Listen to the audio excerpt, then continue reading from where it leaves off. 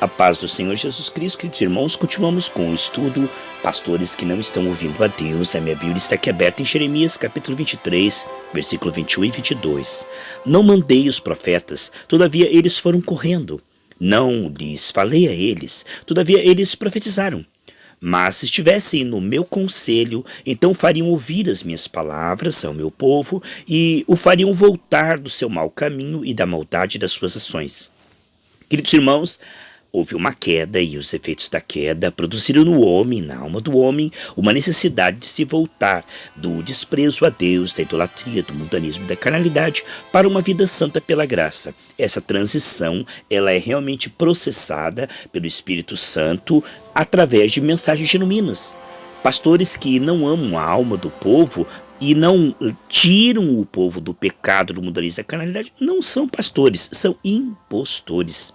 Pastores que amam mais o dinheiro do que a Deus, que amam mais o seu conforto, a sua carnalidade do que a Deus. Esse evangelho sem renúncia produzirá um povo morno que vai ser vomitado por Deus. Vemos que um pastor não deve procurar a admiração do povo, mas sim que a alma seja salva. E para isso, certamente, Jesus disse: olha, este povo não odeia vocês, mas a mim eles odeiam, porque eu acuso o pecado deles. Amados, uma mensagem genuína vai confrontar o povo, tirá-lo da zona do conforto, da carnalidade e mundanismo, para uma vida santa, uma vida de renúncia, uma vida realmente que é porta estreita. Isto é uma tarefa árdua, porém insubstituível. Não podemos trocar o evangelho por um leite falsificado.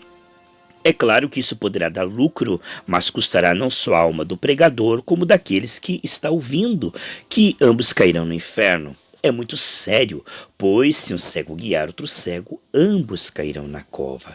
Como é importante nós termos este zelo e temor humilde, para não sermos jamais pedra de tropeço. Jesus disse que é melhor um homem se colocar uma pedra no pescoço e jogar no fundo do mar do que escandalizar, desviar um desses pequeninos.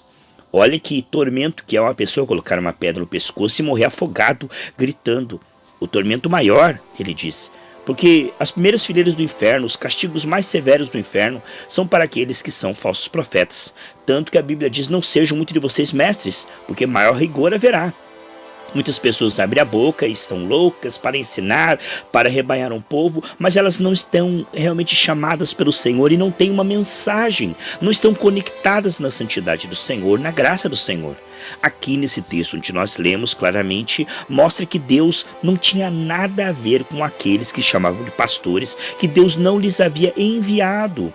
E eles estavam ali, longe do conselho de Deus, não pregando as palavras de Deus, mas pregando aquilo que aprenderam com homens ou aquilo que aparentemente lhes dá lucro, fama. Isto é, eles não estão fazendo o povo voltar do mau caminho. Deus chama a forma como este mundo vive como maligna, mau caminho.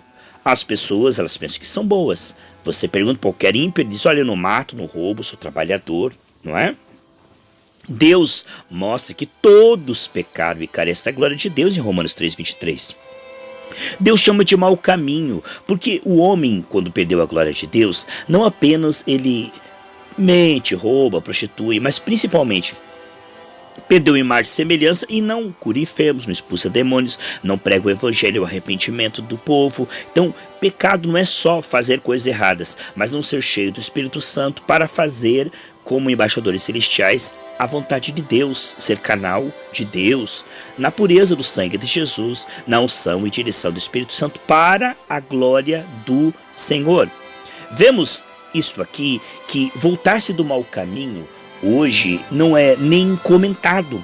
É como se a pessoa venha como estás e fique assim para sempre. Apenas dê o seu dinheiro e vamos correr de bênção atrás bênção, uma bênção, outra bênção. Mas o Senhor mostra em Tessalonicenses que Paulo elogiou aquela igreja que dos ídolos se voltou ao Deus vivo. O homem precisa se arrepender e converter, porque desde a queda está de costas para Deus, voltado para a idolatria. Mas nem sempre ele entende isto.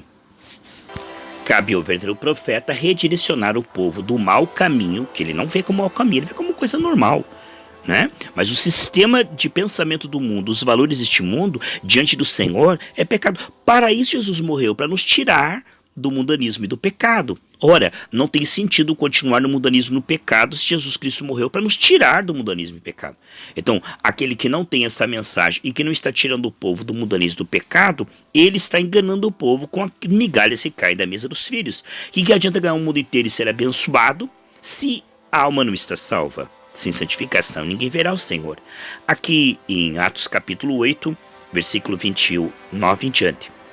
E disse o Espírito a Felipe: chega-te e ajunta-te a este carro.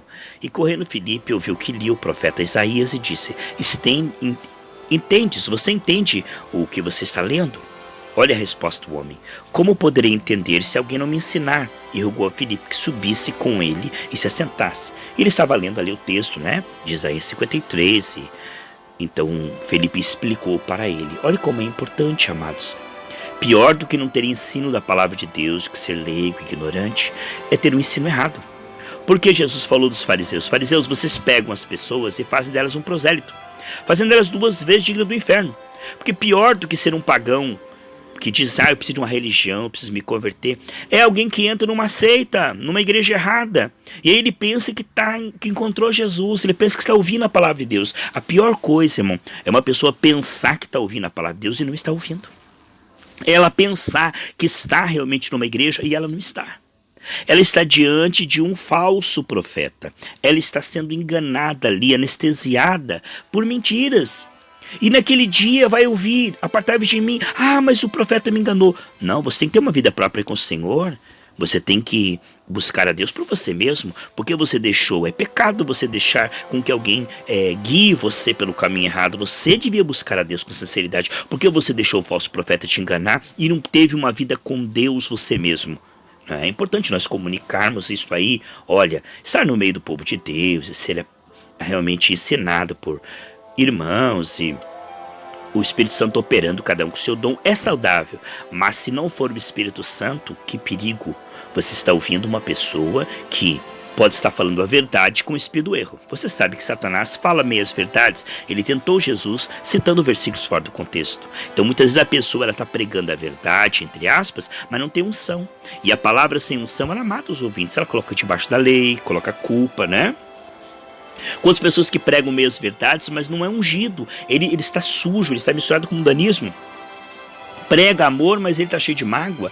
Misturado com mundanismo, prostituição, idolatria. Então a água vem suja misturada com barro. Tão importante quanto o conteúdo ser verdadeiro, o profeta, ele também estar limpo pelo sangue no temor humilde, com um pecado escondido, com nenhuma hipocrisia. Isso é muito sério. Lucas 12:1 diz: cuidado em primeiro lugar com a hipocrisia, o fingimento. Lá em 2 Timóteo capítulo 2, ali do versículo 21 e 22, diz que aquele que professa o nome do Senhor aparte-se de toda iniquidade, e que se alguém se purificar destas coisas, será vaso de honra na mão do Senhor. Quantas pessoas que querem ser vaso, mas eles mesmos não querem renunciar todo o mundanismo, todo o pecado. Então quando toca no ídolo, aí eles: não, isso não tem importância, nada a ver, que tem. Então eles têm uma meia renúncia, né, entre aspas. Não tem uma renúncia de todos os ídolos, não tem uma renúncia de todo o pecado. Não quer dizer que eu e você sejamos perfeitos, mas se estamos diante de Deus chamando pecado de pecado, diz lá 1 Coríntios 11:31, isso não será computado contra nós. Em Provérbios 28:13, quando eu confesso com a intenção de abandonar, do momento que eu chamo aquilo de pecado, Deus não só perdoa, como vai me ajudar a abandonar e ter nojo daquele pecado. Todos nós estamos num processo. Todos nós estamos melhorando cada dia um pouquinho mais, e sem santificação ninguém verá o Senhor. Em Hebreus 12 diz que todo aquele que está sem correção, que Deus não está corrigindo, ele não é filho, ele é bastardo. Então todos nós estamos num processo, nenhum de nós somos perfeitos no desempenho, mas não podemos ter pecado de estimação, alguma coisa que nós não estejamos confessando diante de Deus como pecado, não estejamos realmente com oração, jejum e súplica, pedindo que Deus tire, que Deus não apenas perdoe, mas que Deus nos faça parar com aquilo. Então Deus vai ter misericórdia daquele que está indo contra todo o pecado, toda mundanismo e carnalidade, todo.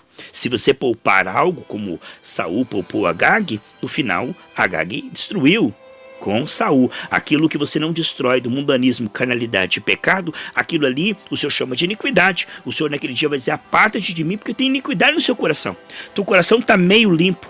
E um coração meio limpo, irmãos, não entrará no reino dos céus. Não tem vestes limpas, será lançado às trevas exteriores. Isso é muito sério, preste atenção.